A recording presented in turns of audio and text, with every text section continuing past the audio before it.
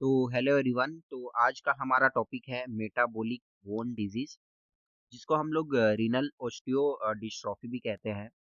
तो ये एक इम्पोर्टेंट सब टॉपिक बोल सकते हैं आप लोग।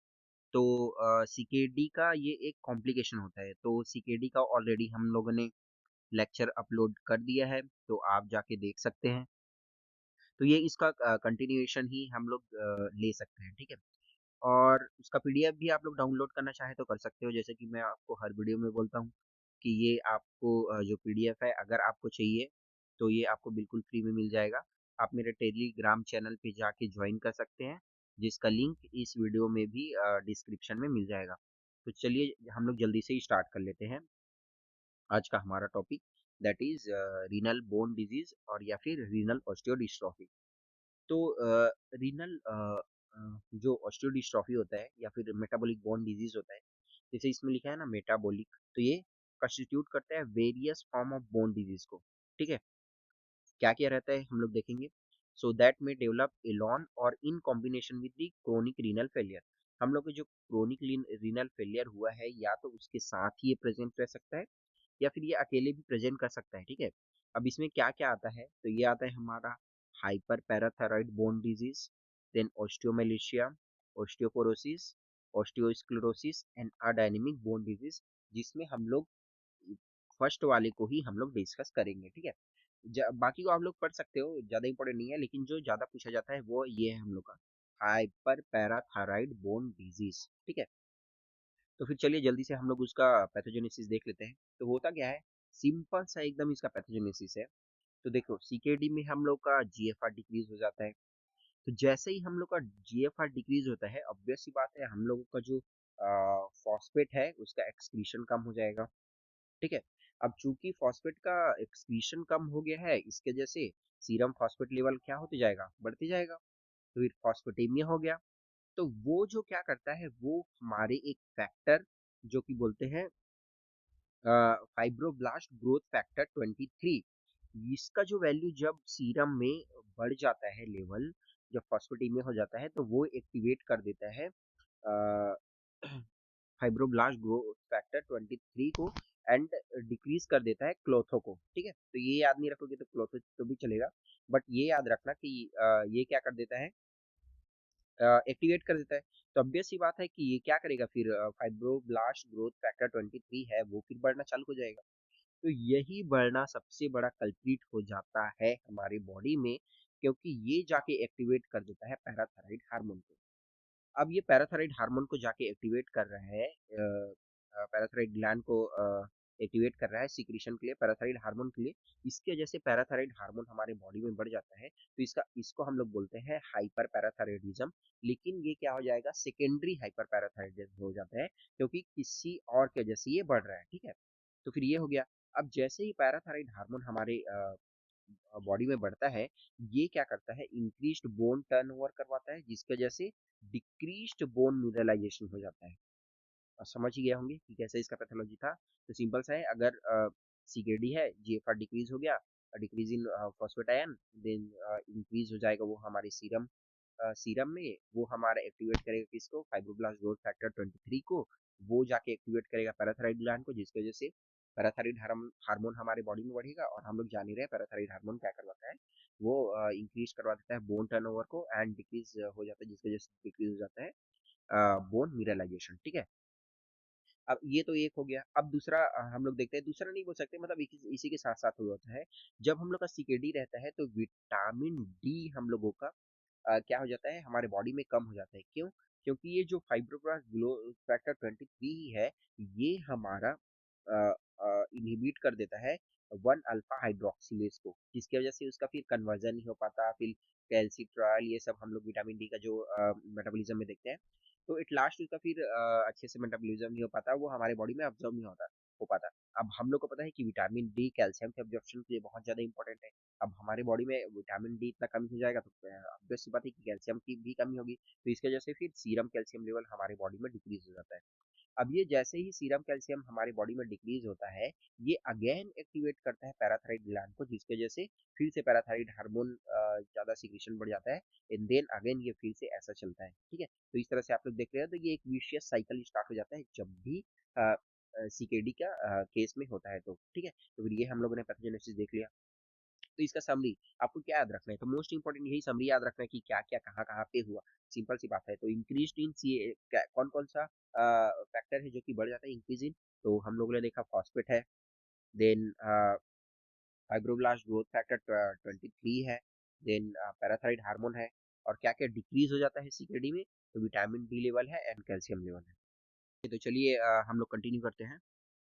तो फिर हम लोग ने देख लिया कि कौन-कौन सा फैक्टर इंक्रीज़ हो जाएँगे, कौन-कौन सा फैक्टर डिक्रीज़ हो जाएँगे, ये तो आपको पैथोलॉजी से भी समझ आ गया था, पैथोजेनेसिस से। अब देखते हैं classification of CKD, that is CKD MBD जिसको बोलते हैं हम लोग, chronic kidney disease, mineral bone disease, ठीक है? अगर इंक्रीज़ बोन टर्नओवर हो रहा था, जिसको अभी-अभी हमने पैथोजेनेसिस देखा, तो उसको हम लोग बोलते हैं ओस्टियाइटिस फाइब्रोसा सिस्टिका। अ, फिर तो उसको बोलते हैं हम लोग ओस्टाइटिस फाइब्रोसा सिस्टिका। अगर डिक्रीज्ड बोन टर्नओवर है तो उसको बोलते हैं हम लोग एडाइनेमिक बोन डिजीज। एंड ऑस्टियोमालाइसिस क्या बोलेंगे, जब एल्यूमिनियम टॉक्सिसिटी हुआ है, ठीक है। अब देख लेते हैं इसका लैब प्रोफाइल क्या क्या हमको देखने को मिलेगा। तो ऑब्वियस सी बात है, सीरम कैल्शियम क्या हो गया था, या तो लो रहेगा या फिर हाई करेगा, या फिर प्रेजेंट जल्दी प्रेजेंट कर देगा अगर पेशेंट, तो फिर क्या रहेगा, नॉर्मल वैल्यू रहेगा या फिर हाई रहेगा, या फिर बाद में प्रेजेंट करेगा। तो जैसे कि हम लोग देखा देखा था कि अब ऑब्जर्प्शन कम हो जाएगा कैल्शियम का, तो वो हम लोग का उसमें कम आएगा, ठीक है। सीरम पैराथायराइड देख लेते हैं, पैराथायराइड हार्मोन तो फिर हाई रहेगा, जैसे कि हम लोगों ने देखा था। तो ग्रेटर देन अगर 6 दैट इज 700 प्रोग्राम पर एमएल है, ये इंडिकेट करता है हम लोगों का ओएफसी। ओएफसी मतलब यही, ओस्टाइटिस फाइब्रोसा सिस्टिका, ठीक है। अब सीरम फॉस्फेट तो देख रहे थे हम लोग हाई रहेगा, एंड फाइब्रोब्लास्ट ग्रोथ फैक्टर 23 ये तो हाई रहेगा, देख रहे थे हम लोग। अब बोन स्पेसिफिक एल्कलाइन फॉस्फेट हम लोग का क्या हो जाएगा, बढ़ जाएगा। तो एक साइन होता है जिसको हम लोग बोलते हैं रगर जर्सी साइन, और ये आप लोग के लिए वाइवा के लिए बहुत ज़्यादा इंपॉर्टेंट है कि ये क्या होता है, दैट इज रगर जर्सी साइन, ठीक है। तो फिर इसमें क्या दिखता है, हम लोग जो अभी देखे ओएफसी, तो उसमें areas of sclerosis and areas of lucency दिखाई देता है, आगे मैं आपको डायग्राम में दिखाऊंगा अल्टरनेटिव में, ठीक है। तो ये गिविंग ऐसा अपियर होता है जैसे कि कोई रगर जर्सी हो। तो रगर जर्सी एक क्या बोल सकते हैं, एक ब्रांड है जो कि टी शर्ट बनाता है, तो अब मैं आपको दिखाता हूँ वो ऐसा बनाता है, ऐसा टी शर्ट बनाता है। अब देखिए इसमें यहाँ पे डार्क है, फिर व्हाइट है, फिर डार्क है, फिर व्हाइट है। तो फिर जब हम लोग इसका जब हम लोग एक्सरे लेते हैं स्पाइन का, तो उसमें हम लोग को ऐसे दिखाई देता है, देखो यहाँ पे हम लोग को थोड़ा लाइट लाइट दिखाई दे रहा है, फिर यहाँ पे डार्क दिखाई दे रहा है। तो इसी को हम लोग रगर जर्सी साइन बोलते हैं, जिसमें हम लोग को एरियाज ऑफ ये स्क्लेरोसिस एंड व्हाट ये लुसेंसी दिखाई देता है, इसको हम लोग रगर जर्सी साइन बोलते हैं, ठीक है।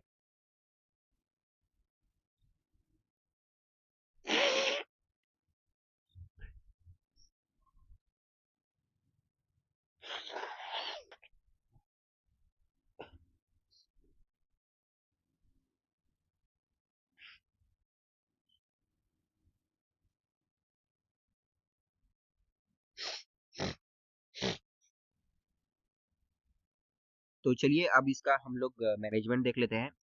तो हम लोग को सबसे पहले क्या करना है, फॉस्फेट लेवल बढ़ रहा था, तब सी बात है कि हम लोग को फॉस्फेट को रिस्ट्रिक्शन करवाना है, ठीक है। तो फिर इसमें मोस्ट इम्पॉर्टेंट इंटरवेंशन यही होता है हम लोग का, कि कैसे भी करके हम लोग के, अगर हम लोग किसी भी तरीके से अपने जो बॉडी में फॉस्फेट का लेवल बढ़ गया है, उसको अगर हम लोग कम कर सकते हैं तो वो ठीक हो जाएगा, ठीक है। तो मोस्ट इम्पॉर्टेंट इंटरवेंशन यही है। तो फिर should be maintain it less than the 800 milligram पर डी। अब फॉस्फेट बाइंडर्स हम लोग दे सकते हैं। तो फिर इसमें क्या क्या होता है, target serum phosphate level should be इतना रहना चाहिए, less than 5.5 mg per DL, ये हम लोग का टारगेट रहता है, ठीक है। If patient has hypocalcaemia, calcium containing binders are given such as calcium carbonate and calcium acetate, ये सब देते हैं हम लोग। इफ पेशेंट हैज नॉर्मल और high calcium and free binder such as sevelamer and lanthanum, ये सब दिया जाता है, ठीक है। Vitamin D and calcium supplementation भी दिया जाता है। अब कैल्सीमाइमेटिक क्या होता है मैं आपको बताता हूँ। तो in case of high serum calcium level, calcium sensing receptor will activate which will block या inhibit parathyroid gland leading to decreased and vice versa also. फिर देखिए हम लोग देख रहे थे कि जैसे ही हमारे बॉडी में कैल्शियम हो रहा था, मतलब हाइपोकैल्सीमिया हो रहा था, अगेन जाके वो किसको एक्टिवेट कर रहा था, तो वो एक्टिवेट करता है हम लोग का इसको क्या बोलते हैं सीरम कैल्शियम सेंसिंग रिसेप्टर रहता है, वो जाके अल्टीमेटली किसको एक्टिवेट करता है, फिर वो एक्टिवेट करता है पैराथायरॉइड ग्लैंड को।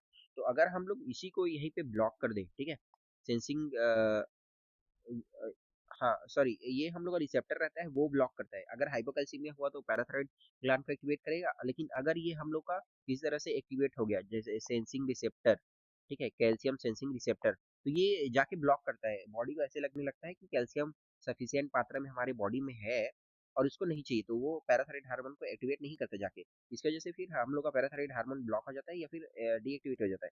इसी के लिए हम लोग देते हैं, तो उसी को हम लोग कैल्सीमाइमेटिक बोलते हैं, जो कि हम लोग का कैल्शियम सेंसिंग रिसेप्टर की तरह काम करता है।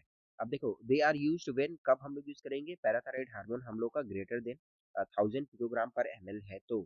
एग्जांपल है जैसे कि सीनाकैलेड एंड इटेकैलेड, ये दो तो एग्जांपल आप लोग याद रखना, ठीक है। तो फिर दोस्तों यहाँ पे ये बहुत छोटा सा टॉपिक था, तो ये कवर हो गया है।